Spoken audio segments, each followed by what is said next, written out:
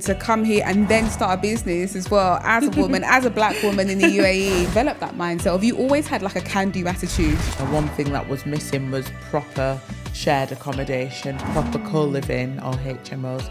If for anybody that doesn't know, a HMO is a house of multiple occupancy. Yeah. And so I decided that would be my offering to the city. The HMO model in the UK, you were doing it in Leeds. Yeah. And then you moved over to Dubai, identified no one's doing that here. Yeah. Especially for women. Exactly. And you went with the idea. He's doing amazingly well in USA. He got scouted for basketball, right? Yeah. Here in Dubai. Do you think that would have happened if you stayed in the UK? No. Hi guys, and welcome to today's episode of Women Empowered. I'm really excited today because we've got a very special guest. She is an amazing businesswoman, and also I'm actually quite honoured to call her a friend as well. So I'd love to introduce you to Danielle Hall. Hi Tommy, thank you for having me. I'm really excited to be on your podcast. So I'm Danielle. I am the founder of Co-Living Legends in Dubai, which is a co-living company which aims to provide housing for females in Dubai, female professionals, expats, people who may be moving to the Emirate for the first time or moving within Dubai and need somewhere to live. I am a qualified teacher. I used to be a banker. I'm actually on to my third career now of my life. Wow. So I've transitioned into my third career, which is the business. I'm a mum and I've been resident in Dubai for 7 years now. Wow. So that's a lot to digest, and we're going to unpack everything. Hopefully we can unpack as much as we can during this podcast. So you mentioned a few things there. So you are the owner of Co-Living Legends in Dubai. So tell us more about that. What is that business? What is it all about? So in the UK, as you'll know because you're in property yourself. Yeah. So like we call them HMOs. So, in property, there's different strategies that you can do to house people. And being a landlord in the UK, where I had what we call single lets, so you rent a house out like to a family, I then kind of almost stumbled upon the different like other ways that you can make money from property. So I started off like with a student house in Leeds, renting the rooms out, and then progressed into serviced accommodation, which you're the queen of serviced accommodation. Well, my husband, and then when I moved to Dubai, I kind of started looking to see if what is the landscape here for that kind of business, and obviously Dubai has got a lot of serviced apartments, hotels, F&B, like hospitality in general. So I noticed that, one thing that was missing was proper shared accommodation, proper co-living or HMOs. If for anybody that doesn't know, a HMO is a house of multiple occupancy. Yeah. And so I decided that would be my offering to the city. And I noticed, for women that come here that there's just a lack of something that serves them, if that makes sense. Yeah, interesting. Yeah. So the HMO model in the UK, you were doing it in Leeds. Yeah. And then you moved over to Dubai, identified no one's doing that here. Yeah. Especially for women. Exactly. And you went with the idea. Yeah. So how is it going? Yeah, so it's good. Like the interesting thing is that we're full a lot. So when people do come to us, we have to operate from a waiting list. But then Dubai's which is good. But then Dubai's quite seasonal. So for most people that are in property or at least short-term rentals, which is what we come under, the summer does then to kind of get less busy. So we have our long-term tenants who are kind of have lived with us almost from the beginning. And then we have like a small percentage who come in for like 6 months of the year and then they go back to their country for the summer, and then many return. We have a lot of returners. So now we're kind of now in the flow of seeing those patterns and almost like planning ahead for those patterns and predicting, our occupancy, things like that. Wow. Yeah. So when you came to Dubai, and how long have you been here? Did you say 7 years? 7 years. Okay. So you've seen Dubai go, you've seen Dubai pre-COVID. I have, Post-COVID, yes. which I feel like is two different Dubais. Yes, right? I agree. Yeah, Pre-COVID. yeah. So you've seen the different phases of Dubai, and when you first came here, you know, how quickly did you identify, like, you know, this place is a great place to be and a great place to do business? So Dubai is a place where it's full of opportunity. Dubai is full of opportunity, and is still growing, still developing, still, you know, ever changing. So I knew sort of upon arriving here that this is not like any other place, and I bet you can relate. Same, yeah. And so I came as a teacher, as you know, in education, and you know, even within the profession, people still have other things that they do, whether it's tutoring or creating resources and things like outside of their main daytime jobs. And having been a landlord in the UK for as long as I had, well, nearing on 20 years actually. Wow. I knew property would be the natural thing, and so, you know, real estate is always an option. Buy and sell, renovations. There's so many avenues that one can do in property. So I that was you identified it and you went with it. I love it. I love that, because when I first met you and I learned about your business, I thought, wow, that's so smart. Because there's a big expat community out here, people moving out, all ages. And if you come out and you don't have, you know, you're starting up something new, right? And it's a great first option. Yes. You know, after being here for a year or so, you might find your feet and then move on. But I love that, because it's really servicing a market that's needed. And interesting you should say that as well, because many of our women come with the plan of doing, you know, we'll come do a year or two or a few months, you know, until I set up, find my feet, and then I will get myself a studio. And actually they end up coming and staying on longer because they find, well, actually the bills are all included. You know, rent is, you know, one amount. There's cleaning and maintenance 24, like everything's done for you. So they actually realise, well, why do I need to go and then take something else that's going to cost me double? True. And they end up staying. Like, we've got some really lovely ladies that stayed with you for a long time. No, you're right, it does make sense. Like, if you're comfortable and everything's included, it's easy. You've made it easy for them, basically. That painful process of moving your business has made it seamless for them. So that's amazing. So in terms of like challenges and, like, you know, mindset and things like that, because, you know, to move to another country, first of all, with a child, you know, you're a mum, you know, it's a hurdle. And then to come here and then start a business as well as a woman, as a black woman in the UAE, you know, there's a lot, you must have quite a robust mindset, you know, to be able to do that. What would you say has contributed, or how did you develop that mindset? Have you always had like a can-do attitude? Yeah, interesting. So back in the UK, actually, I was part of a network called the name changes often because of political, but it was the teachers of ethnic minority group, then, if you like. And so, like, we used to have our annual conferences every year, and there was a handful of teachers that were going off to Qatar, UAE, like abroad into the Middle East to teach. And when they told me about the packages and that you will move and you get your accommodation, they'll move you into an apartment, I was like, wow, this exists. I didn't know that this sort of thing existed. I didn't know people moved to the Middle East. They say you don't know what you don't know. You don't know, And so having then learnt that actually these packages exist, and people doing it, happy, you know, having a nice standard of living, I decided that I would try it myself. Wow. And I remember my son being 9 years old, and his dad and I sat down and we said, you know, what do you think? Like, what if it doesn't work? And my son, Kian, at the age of 9, looked us both in the eye and said, what if it does? Wow. So he knew. He knew it was going to be fine.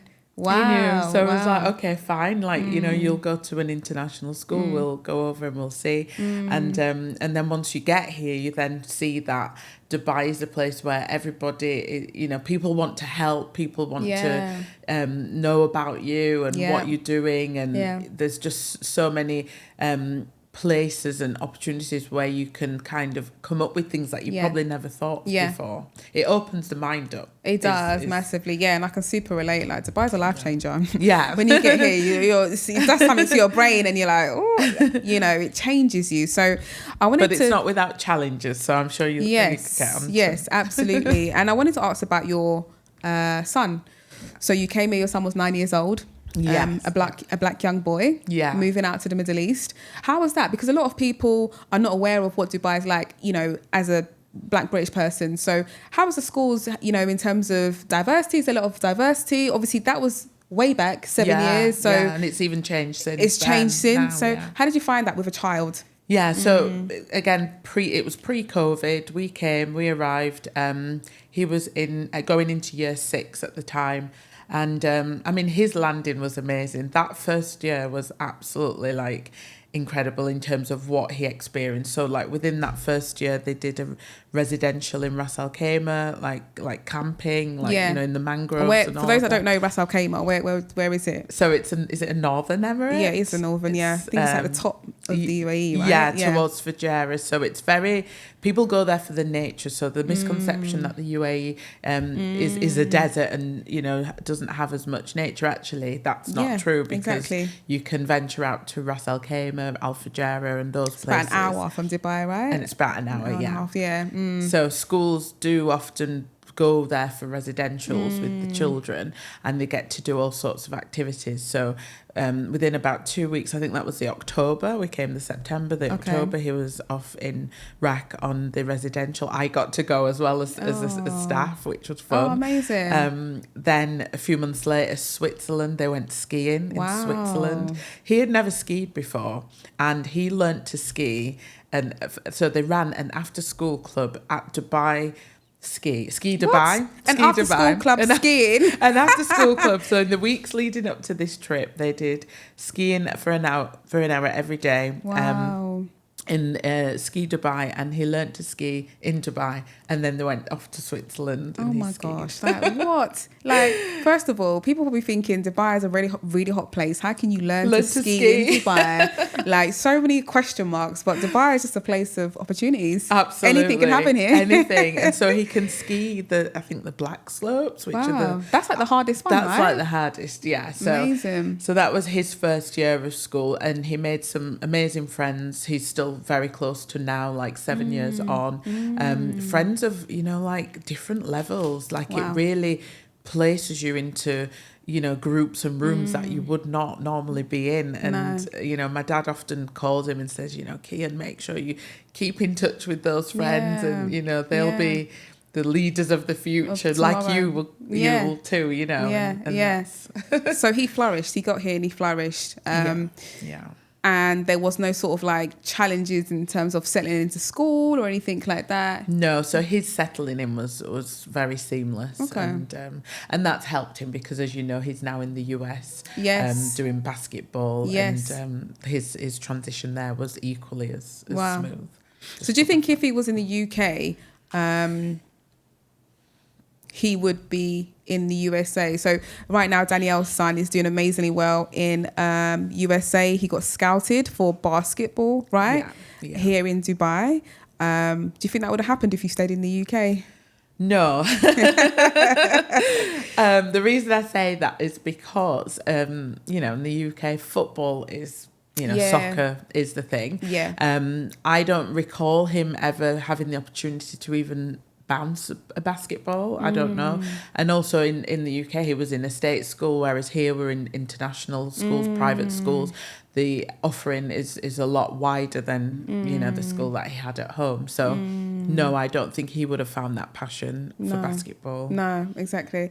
And coming back to you then, I mean, do go back to the UK often? Do you miss the UK at all? What is your mindset? I mean, it seems like right now there's a mass exodus to Dubai, right? Yeah. Like, seems like everyone's moving here.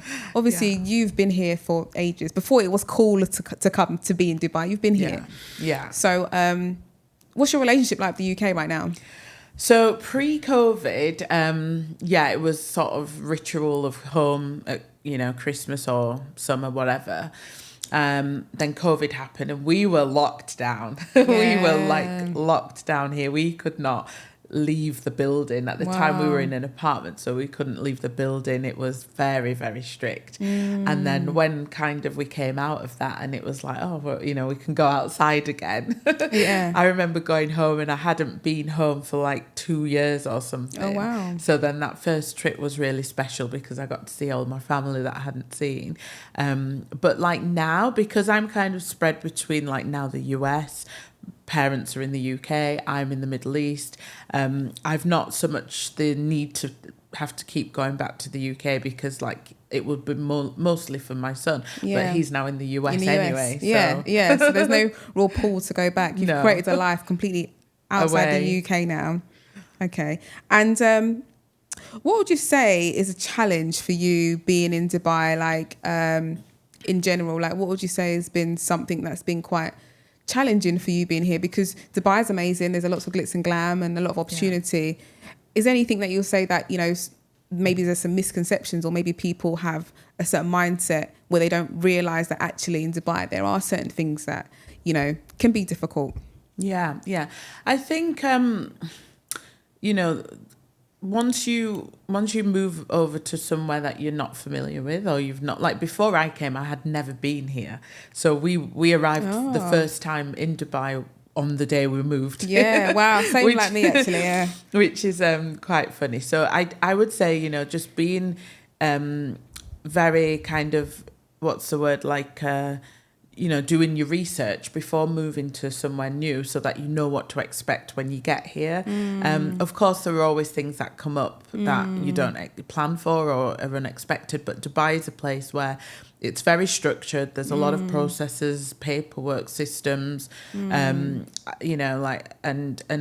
ultimately finances as well. Like one has to make sure that they're in a position where, if they're not with a company, then they can sustain themselves because, there's no state support in terms of what you would get in the UK, for example, if you were out of work or, if you're unable to work. So just having that ability to kind of like almost have that backup if, should things not go your way. Yeah.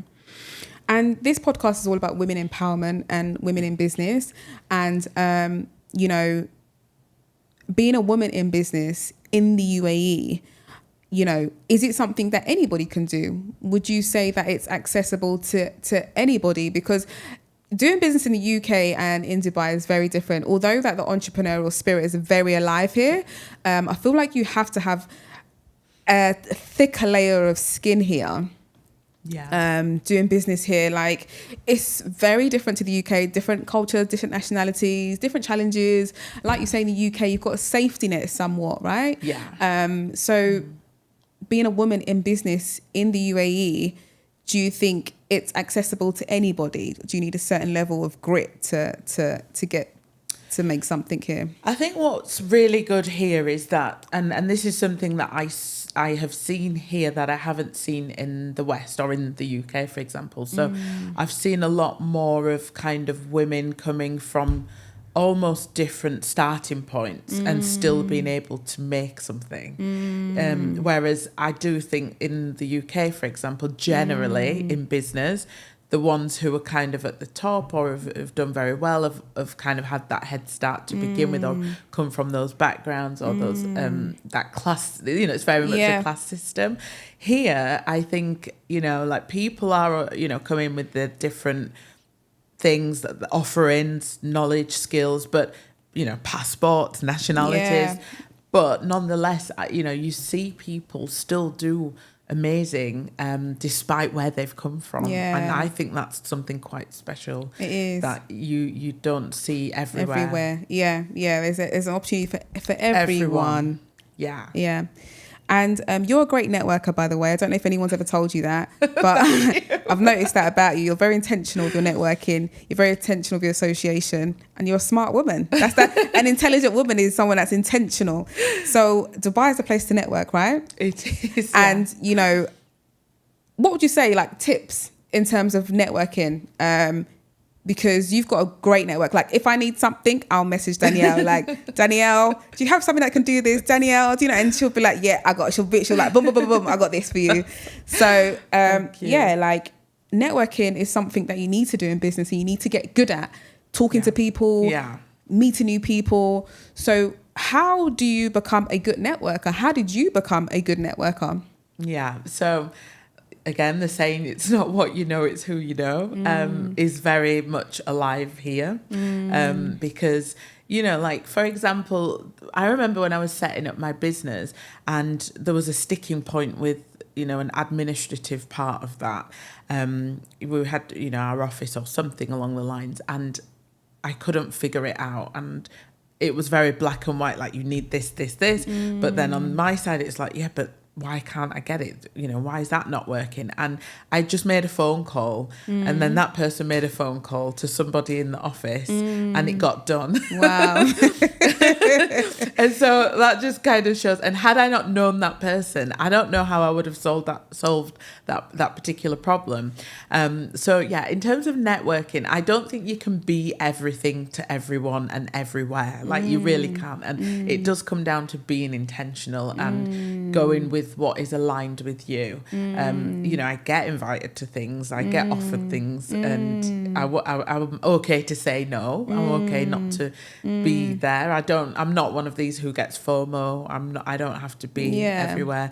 And I'm actually quite shy, like, you know, What? I said to you, being on a podcast, being in the spotlight is just not me, but I can talk. I like to talk to people. I like to get to know people on a genuine level. And I think networking is all about that genuine, you know, being real and authentic is the word that's banded around a lot, but it's true. Yeah. And that's kind of how it works. People like to know people and ask questions and know about you and what you do, and I like that too. Yeah, no, that's amazing. And recently Danielle spoke at one of my events that I did in Dubai, and you know, you're just amazing. You were just amazing at it. It was so nice to. How did you feel actually? How was that event for you? I just kind of thrusted you there. You thrusted me to it. The event was amazing. It was really something special. It was lovely. Oh, thank you. It was just magic. You know, you had people flying in for the event, and even the location. It wasn't, you know, your usual, you know, like, I don't know, tick box of a Dubai type place. It was very quirky, very like really nice. It was just nice. You. So it was lovely, and I was really honoured to be asked to go. Oh, of course. But it was out of my comfort zone. It was completely out of my comfort zone. I don't even think I gave you the questions prior, did you? Did I? Not really. No. I didn't prep you. I was like, Danielle, you're going to be in the panel. Go. But yeah, how did I feel? It was nice to talk and meet the others. It's just something that I'm having to just practice and get better at. Like public speaking is, you know, a real good tool to get to know your audience. People get to know you. If you're in business, you know, it's a good selling tool. Yeah. But it's just something, and I'm not ashamed to say, like, that's, you know, something I'm still trying to get better at and comfortable with. Yeah, but you were amazing. There's many more of that to come, 100%. And you too. You are amazing too. I think I get a bit too passionate sometimes. I'm like, I need to calm down now. So what is a typical weekend for you in Dubai? Oh, well, now that I'm classed as what you would know as an empty nester. Yeah. I never thought that would be the case. You know, how old is your son now? He's 17. 17. And you imagine empty nest being like, you know, when you're in your late 50s, you're due to retire, the kids go to university. Yeah. I never planned that it would happen so soon. So my weekends now are quite quiet, you know. I loved being that busy mum. That's me. Like, right, where do you need to go? Basketball here, here. But actually now my weekends are very much working on the business, self-development, books, beach, a massage, like pouring self-care. into myself. Massively in my self-care era right now. And I can be because I'm, I've not got that other, day-to-day responsibility. Right. Like School I still runs. have the, but you're like, you'll know the school runs. And basketball Cooking clubs and all the clubs, all the birthday parties. That's a thing of the past now for you. Yeah. So you've got time now for yourself. Yeah. Do you find that you travel more being in this part of the world at all? I do travel more now, now that I live in the UAE, because it's not called the Middle East for nothing, is it? Like we are in the middle, and you can kind of get around. So places I wouldn't have gone, Bali, for example, I was telling Dami should try to do Bali. No, it's definitely on the list. And with your business, and setting up a business in Dubai, how easy is that process? Like, so for anybody watching that's actually thinking, wow, like, this is amazing, I'd love to do it. How accessible is that process to set up a business in Dubai? So the UAE have made it a bit easier nowadays. Like before, you'll probably remember you had to have a local sponsor. And the process was much different. There were probably less business setup companies offering that support as well, whereas now there's so many business setup companies. There's no requirement for a local sponsor, and even the licenses themselves are all accessible in terms of pricing and free zones, and there's something for everyone. But, and how does it differ? So you did HMOs in the UK and you've got HMOs in Dubai. How does it differ? And I guess they both have their pros and cons, because I was going to say which do you prefer, but I guess they're both, So I feel like in the UAE, like in co-living particularly, where people are living with each other and they don't necessarily know each other, I feel that people are very much more respectful and tolerant, and those are values that go in line with what the UAE is about.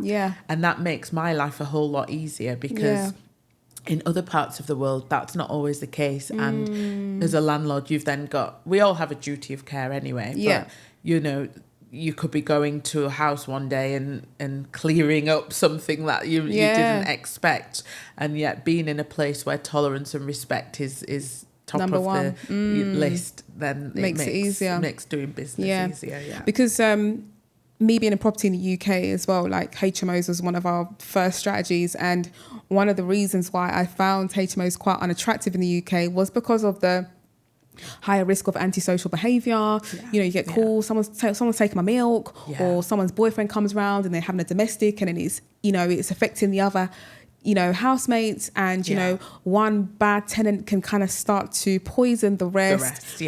So it's interesting to hear that in the UAE, those sort of that kind of level of antisocial behaviour, which doesn't happen in all HMOs in the UK, but from my experience, that's what we experienced, a lot. Exactly. It's less likely. Undesirable, and we don't want that. So having that mindset here it does make life a bit easier.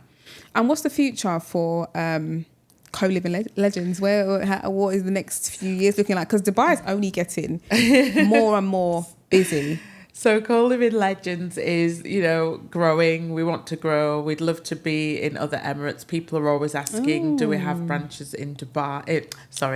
People are always asking, do we have homes in Abu Dhabi, for example? I didn't even think of that. There's another developer is looking at doing one in Saudi. There's other projects in Iraq.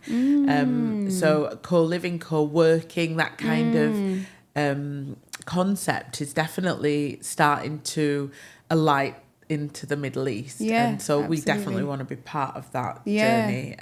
Sounds amazing. Always exploring. Sounds like you've got a bubbling market. And in terms of landlords, working with landlords here, because I love the rent-to-rent model. Like, I absolutely love it. I actually think it's a life-changing model, and it breaks my heart, to be honest, to see how sometimes it's put out in a way where it's not credible anymore. It's a great model. It's changed our lives. It's amazing. We wouldn't be where we are if we didn't start off with rent to rent. Absolutely. So, your model is similar to that here, right? So in terms of working with landlords here as well, I know that it's different nationalities, different landlords, different. So how is that as well, like working with landlords here? Is it much different? Not really. I think to some degree as well, people are people. Yeah. And, I always think also a characteristic of a landlord is generally similar wherever they are in the world. They just want their rent. That's it. They just talk money. They just want their money. So we've been lucky in that when we've worked with the individual landlords, we've had good ones who are pretty hands off. So we've dealt with their representatives. But on the whole, for the bulk of our catalogue, is that the word? What's the word? On the whole, portfolio, for our portfolio, we work with developers. So we don't or corporate landlords. Corporate landlords. So that makes it a bit more sort of streamlined, a bit more systemized.